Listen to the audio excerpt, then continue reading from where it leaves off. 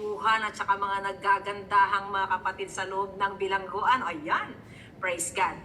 Masaya dahil sabi nga nila, ang Pebrero daw po mga kapatid ay araw ng o kaya buwan ng mga puso. Ewan ko ba kung bakit nagkataon naman na ngayong February 14 ay isang dalagang pastora ang kanilang in-schedule, ano? So, napakasaya. So, ang February 14 o lahat ng araw ng Pebrero ay buwan ng mga puso, araw ng mga puso ngayon, araw daw ng mga taong umiibig. Yan. So, dahil ito ay araw ng lahat ng may puso at araw ng lahat ng umiibig, sabihin mo sa katabi mo, God loves you. Kasi may puso ka, di ba? At umiibig ka. Sino bang hindi umiibig dito? Lahat tayo umiibig. Di ba, mga kapatid? Ayan, masaya po sila. Sige. Bago po tayo tuluyang mag-umpisa, dahil nakikita ko na po yung talaga namang napakaliwanag na mukha't mga sadyang umiibig, mga kumukuti-kutitap na mga tanang ating mga kapatiran. Tayo po'y manalangin muli. Salamat po, Diyos, that even bago pa namin umpisahan ang aming pag-aaral ng iyong powerful na salita, kami po, O Diyos, ay nagpapakumbaba.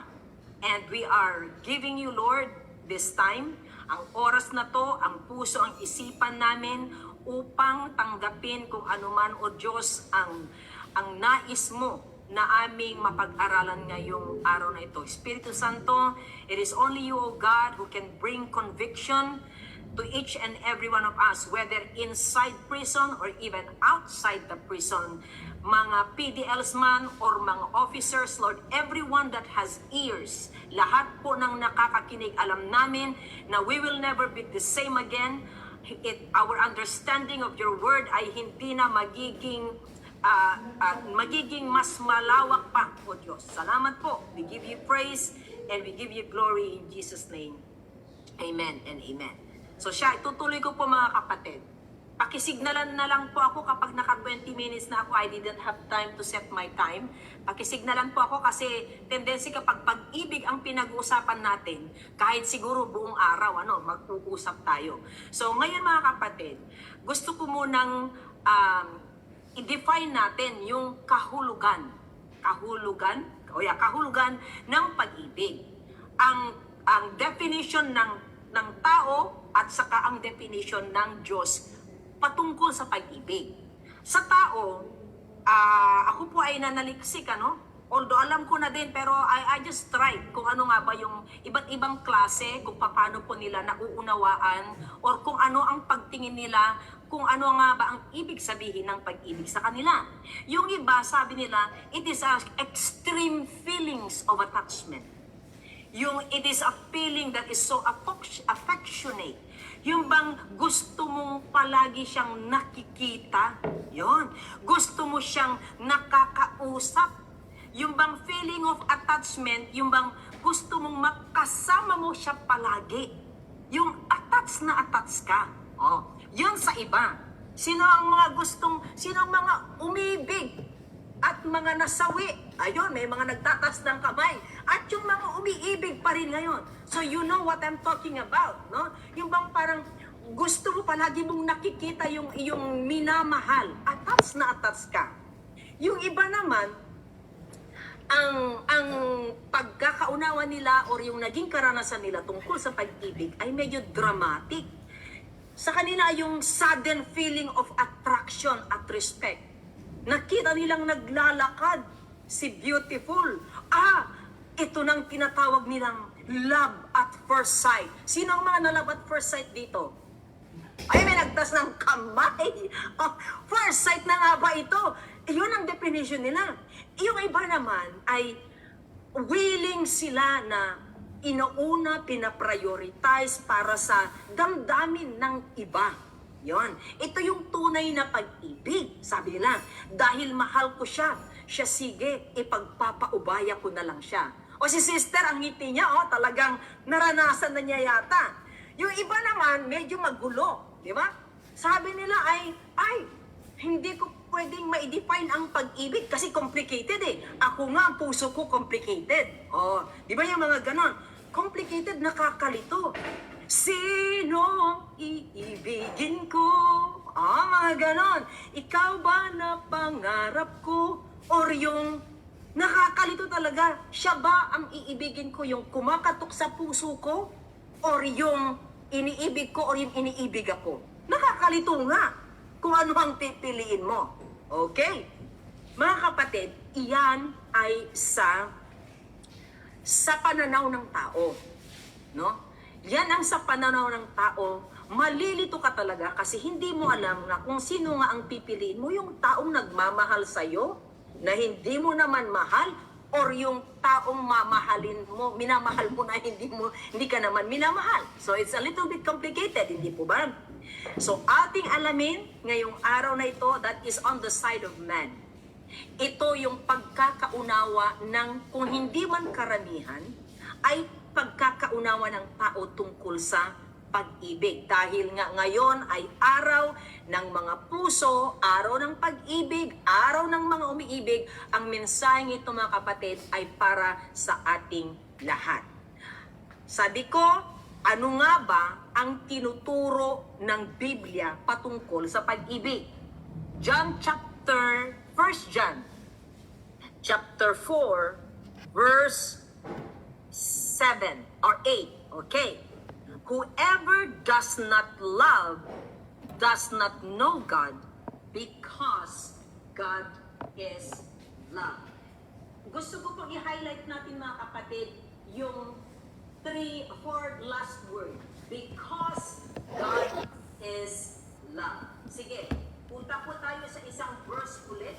Doon sa 16, ang sabi niya dito, 16b. Kaya na lang. Okay. And so we know and rely on the love God has for us.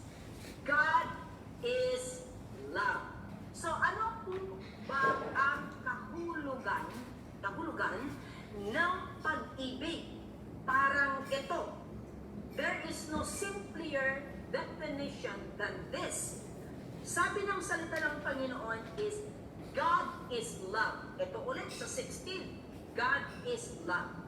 There is not a bit of a time that God is not love. Why? Bakit? Dahil walang isang oras, minuto, segundo na ang Diyos ay hindi pag-ibig. It is already katangian na niya. No? At hindi lang siya umiibig. Sige, pakitanggal na po yan. Baka gusto ko pong makita ulit yung reaction ng ating mga kapatiran. So, ano po ba ang sinasabi ng Biblia patungkol sa pag-ibig? God is love. Love is God. Ang Diyos ay pag-ibig. Ang pag-ibig ay Diyos. So, if you would like to know about love, you have to know God. Sabi ko nga, katangian na niya, it is the nature of God that He is love. At ang pag-ibig niya, mga kapatid, ay walang pasubaling pag-ibig. It is a love that is unconditional. Tayong mga tao, no? Pag sinabi natin ng pag-ibig, ay mamahalin kita kung, hindi ba? Ganyan. Mayroong if, I will love you if. Pero ang Diyos walang pasubali. Sige, tignan po natin ang sinasabi ng Romans. Ito yung tinatawag po na unconditional. Ito po yung pag-ibig na there is no string attached. Yung hindi ka naghihintay ng pasubali. Ito ang klase ng pag-ibig ng Diyos sa atin. Kasi siya na yon. Walang makakapagbago sa pag-ibig ng Diyos sa bawat isa sa atin. You see, at just the right time, when we were still powerless, wala tayong kakayanan, Christ died for the ungodly. Very rarely will anyone die for a righteous person. Though for a good person, someone might possibly dare to die. In verse 8, ito yung gusto kong i-highlight. But God demonstrate His own love for us in this. Dito, paano dinemonstrate mga kapatid ng pag-ibig ng Diyos sa atin. Okay? He demonstrated it that while we were still sinners, Christ died for us. Bakit tinatawag po natin? Okay? Kindly just, okay. Tinatawag po natin na walang pasubaling pag-ibig. It is unconditional love. Ito po. God did not wait for us to become better in order for us to be loved by God. Hindi niya muna tayo aantayin na kaaya-aya upang tayo ay kanyang mahalin. He does not wait for us to become better. Okay? Hindi niya aantayin na while we are still sinner, hanggat kahit there is nothing, wala kang, kahit wala kang magandang gawin or napakabuting gawin upang ikaw kapatid ay mas lalo kang mamahalin ng Diyos. Walang ganon. Wala ka din napakasamang ginawa na hindi ka dapat mahalin ng Diyos. Kasi unconditional. Walang kondisyon. There is no string attached. Hindi ka niya aantayin na maging kaaya-aya at kamahal-mahal bago ka niya mahalin. At napaka-importante, mga kapatid, it is important na ang pag-ibig ng Diyos ay God's love initiates. Ibig sabihin, pag nagmahal ang Diyos, it is never a response to what you do. Ano bang Tagalog nun? Hindi ito kapalit ng God ginawa mo, kaya kanya mamahalin. God, when we say ang pag-ibig ng Diyos, He is the first one who initiates. Siya yung unang magkukusa, kapatid. Ganito kadakila, ganito kalawak, ganito kalaki, ka-unconditional, kaya pwede kang lumapit sa Kanya. Kahit maging sino ka man. Oh, parang si ano yun ah? Sino ba yun? Ruben Padilla. Ruben Padilla, no? Parang, pero mas matindi pa ito mga kapatid. So, napaka-importante na ang pag-ibig ng Diyos, mga kapatid, it is never a response to what we do to Him. He always initiates. Siya yung unang nagkukusa. Okay? Kasi, kung ang Diyos ay aantayin niya muna na tayo ay kaaya-aya bago niya tayo mamahalin, then that will be conditional. Okay? Now, gusto ko rin maunawaan natin mga kapatid na ang source ng pag-ibig ay Diyos. Okay, 1 John chapter 4 verse 7. Ano ang sabi diyan? 1 John chapter 4 verse 7. I think it is not 4:7. Sana nga ba yan? That love comes from God. Ang pag-ibig ay nanggagaling sa Diyos. Ito, mga kapatid, para maunawaan natin. Kaya wala yung kadramahan na, ay, sinong iibigin ko? Ay, talaga naman siya ang aking parang nalove at first sight ako. You know? Kaibang-kaiba sa katuruan pala mga kapatid. Love does not come to us naturally.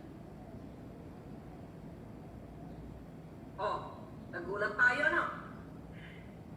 1 John chapter 4 verse 19. Anong sabi doon? We love because He first loved us. We love, tayo'y nagmamahal dahil una siyang nagmahal sa atin. We do not have the capacity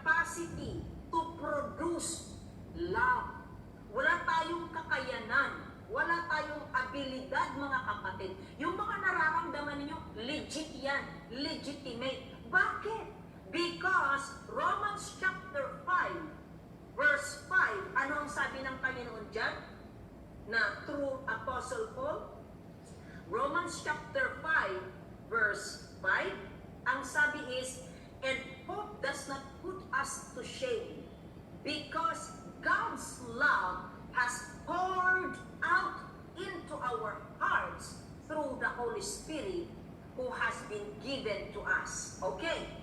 Take note of the word. Tignan natin yung salita na God's love. Ang pag-ibig ng Diyos ay imparupok na. Can somebody help me with that in Tagalog? Yung bang God had deposited, God poured it out. He put that love. Again, lahat ng ipinanganak sa buong sa ibabaw ng mundo, mga kapatid, we are incapable of producing love, not until God will pour it out to us. Kaya yung mga pag-ibig na yan na sinasabi mo, love at first sight, hindi po yan pag-ibig. Lust at first sight po. Ako I'm sorry to say that. Okay? Kasi ang definition ng tao, kakaiba talaga. I am not discrediting, mga kapatid, yung mga nararamdaman. It's normal. Yung meron po tayong 4 na klase ng pag-ibig actually. Yung iba sabi nila 7 klase ng pag-ibig. Okay. Meron po tayong tinatawag na eros love. Eros love or erotic love, ito po yung tinatawag na romantic love. O yung dalawang musong, yung mga gano'n nakikita na sila'y nagmamahalan, yung mga nagsasabing, okay, yes, I do, I'll marry you, I love you too. No? At ito, mga kapatid, ay between a man and a woman.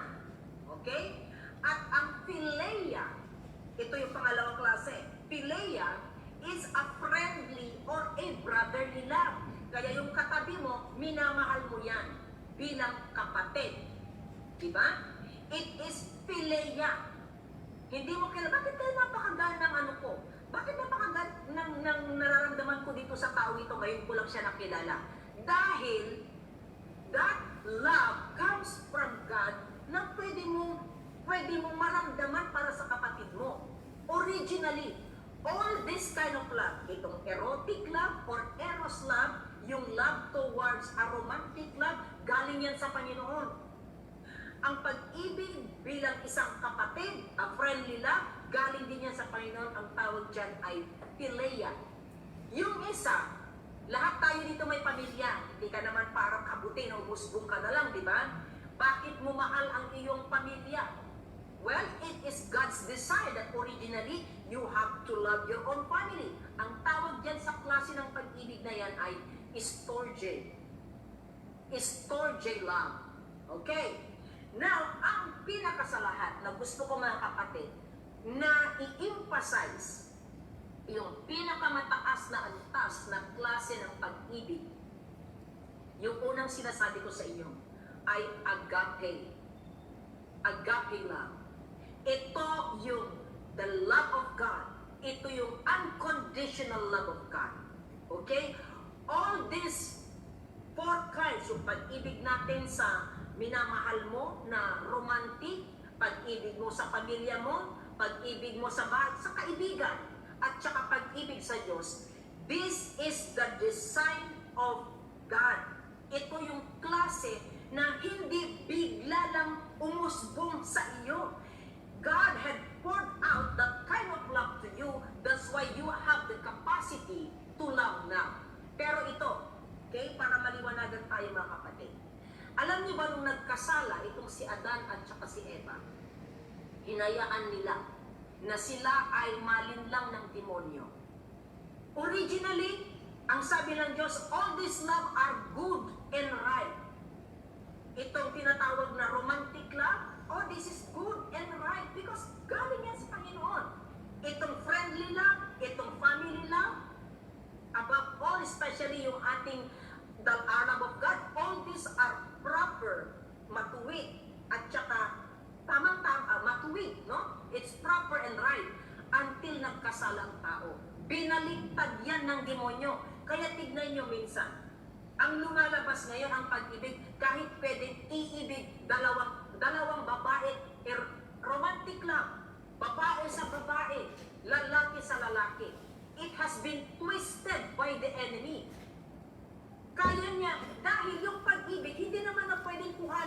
Diyos. Because the moment, no? The moment na nag-exist tayo, God, and we come, no?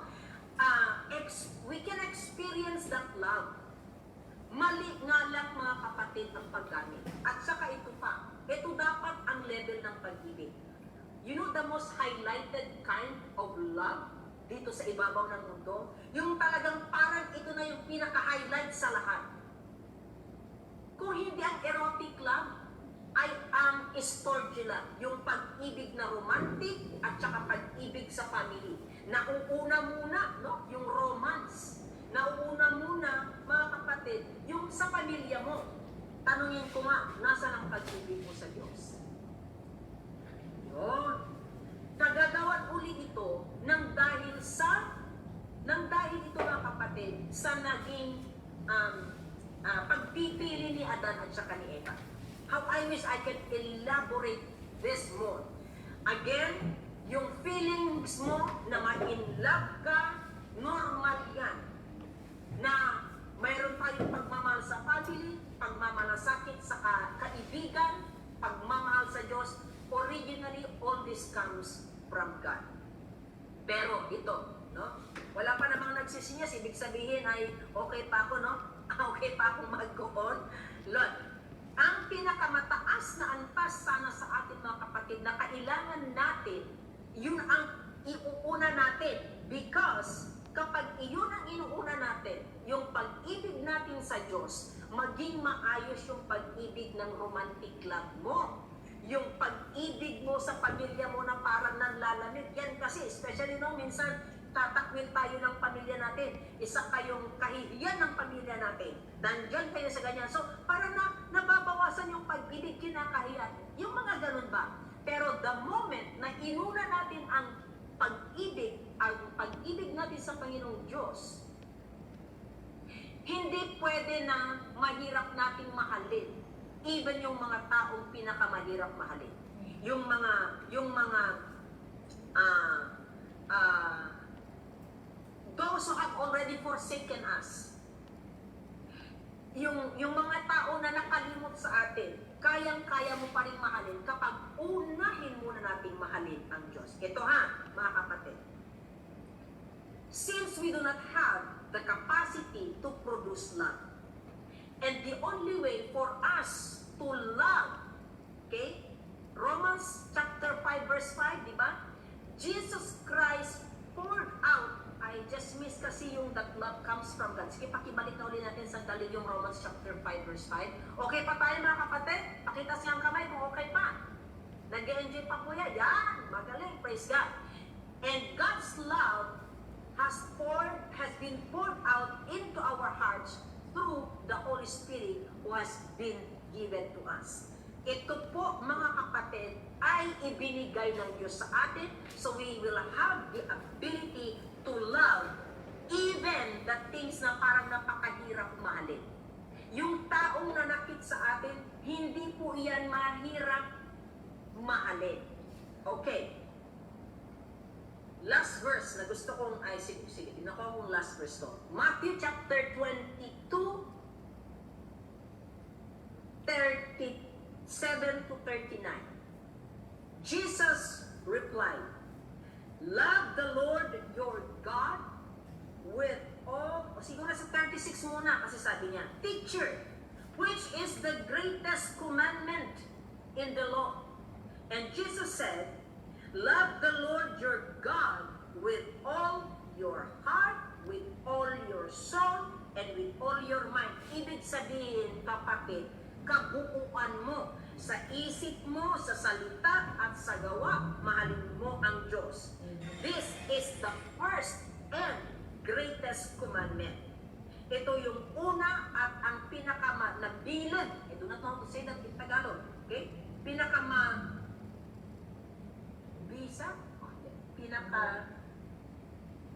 The greatest, okay?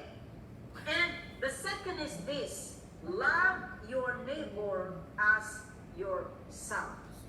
Ano ang gusto mong ipaliwanag dito?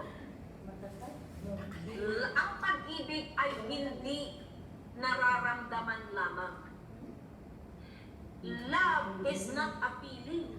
Yung bang parang sinasabing tumitibok ang puso ko, ako'y nagmamahal na. No? Yung bang parang hindi ako makatulog pag gabi na naalala ko siya. No?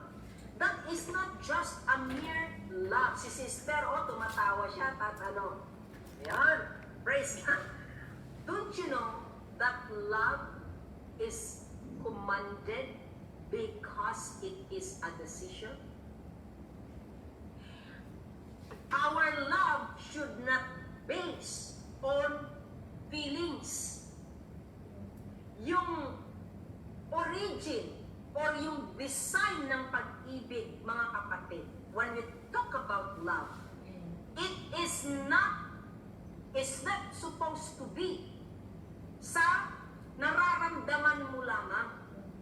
Kasi, okay, since love, sabi dito, what is the greatest commandment? So, love is commanded to us because it is a decision. And if it is commanded, ibig sabihin nun, we have the power within to do so in Jesus Christ. Kasi di ba, we do not have the ability to produce love.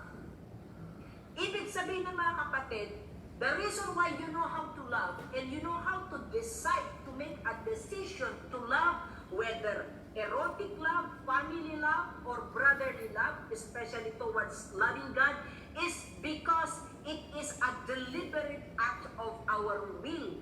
Kumbaga, ikaw mismo magdedesisyon. Hindi naman siguro ang Diyos ay hindi naman siya, I cannot find for a better word, but He is not fool for you to give a commandment that you do not have the capacity to obey. Hindi tayo bibigyan ng Diyos ng isang kautusan na alam niya na hindi mo kayang gawin.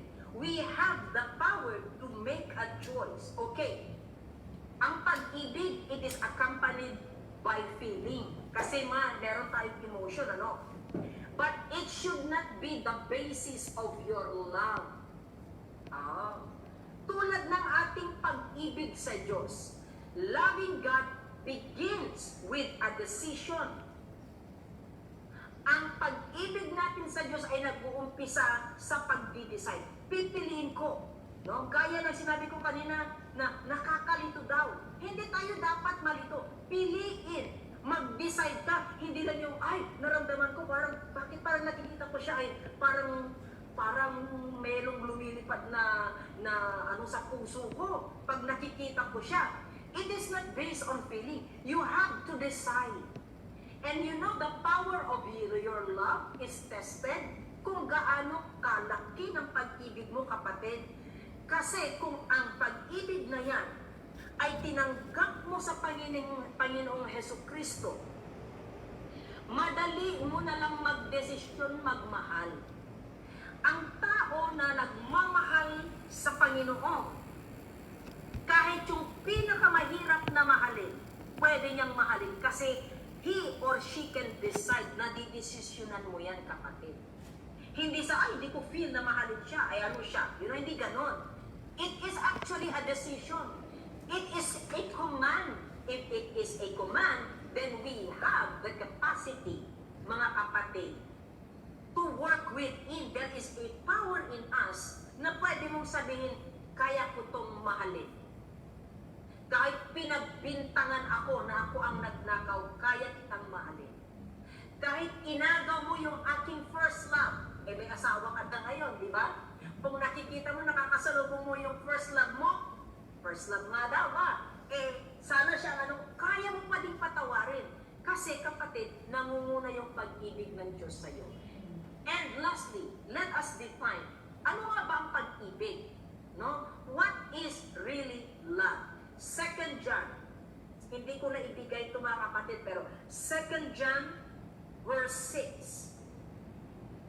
Sige, 2 John verse 6. Ang sabi dito, and 2 John verse 6, kasi there's only one chapter of 2 John.